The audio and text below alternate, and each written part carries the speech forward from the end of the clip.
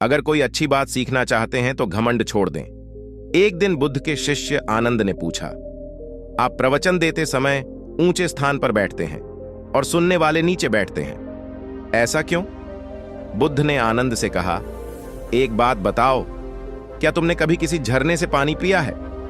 आनंद बोला, हां, मैंने झरने से पानी पिया है। बुद्ध ने पूछा, तुमने पानी कैसे पिया? आनंद ने कहा, झरना ऊपर से बह रहा था, मैं झरने के नीचे खड़ा हो गया और पानी पी लिया। बुद्ध बोले, अगर झरने से पानी पीना है तो नीचे ही खड़े होना पड़ेगा। जो सत्संग, कथा या प्रवचन होता है उसमें कहने वाला ऊपर बैठता है। उस कथा का संदेश ग्रहण करना है तो सुनने वाले को नीचे ही बैठना होगा। नीचे बैठने से हमारे स्वभाव में विनम्रता आती है, हमें अच्छी बातों को जीवन में उतारने की प्रेरणा मिलती है। ऐसा करने से हमारा घमंड दूर होता है। बुद्ध की सीख, अगर कोई अच्छी बात सीखना चाहते हैं तो सबसे पहले अहंकार छोड़ देना चाहिए। इसके बाद विनम्रता के साथ ही अच्छी बातों को जीवन में उतारा जा सकता है।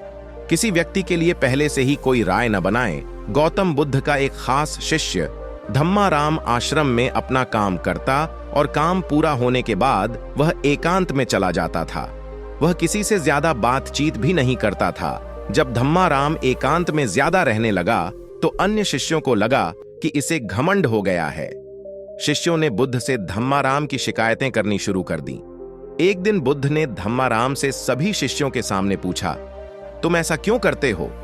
धम्माराम बोला, आपने कहा है कि कुछ दिनों में आप ये संसार छोड़े देंगे, तो मैंने ये विचार किया है कि जब आप चले जाएंगे तो हमारे पास सीखने के लिए क्या रहेगा। इसीलिए मैंने ये तय किया कि मैं एकांत और मौन को समझ लूं, ठीक से सीख लूं। ये दो काम आपके जीते जी मैं करना चाहता हूं। बुद्ध ने अन्य शिष्यों से कहा, तुम सभी ने देखा कुछ और समझा कुछ। तुम्हारी आदत है कि तुम दूसरों की बुराई करते हो, इसीलिए तुम सभी ने धम्माराम की अच्छी बात को भी गलत रूप में लिया। बुद्ध की सीख, हमें किसी व्यक्ति को ठीक से जाने बिना उसके बारे में कोई राय नहीं बनानी चाहिए। परेशानियों से डरे नहीं, उनका सामना करें। गौतम बुद्ध कौशांबी नगर में रह रहे थे। वहां की रानी गौतम बुद्ध का अलग अलग तरीकों से अपमान करती थी। रानी ने अपने कुछ लोग बुद्ध को अपमानित करने के लिए और परेशान करने के लिए उनके पीछे लगा दिए थे। रानी के आदेश पर वे सभी लोग बुद्ध का विरोध कर रहे थे, लेकिन बुद्ध ने किसी से कुछ नहीं कहा। उस समय बुद्ध के साथ उनका एक शिष्य भी था, उसका नाम था आनंद। आनंद ने बुद्ध से कहा, मैं लगातार देख रहा हूं कि ये लोग जानबूझकर हमारा अपमान कर रहे हैं। जहां हमारा अपमान होता है ऐसी जगह हमें नहीं रुकना चाहिए। बुद्ध ने आनंद से पूछा, हम कहां जाएंगे?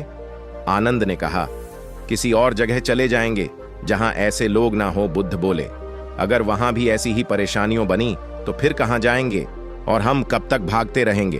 अपमान भी एक समस्या है। हम अहिंसा, धैर्य के साथ विनम्रता और शालीनता से ऐसे लोगों का सामना करेंगे।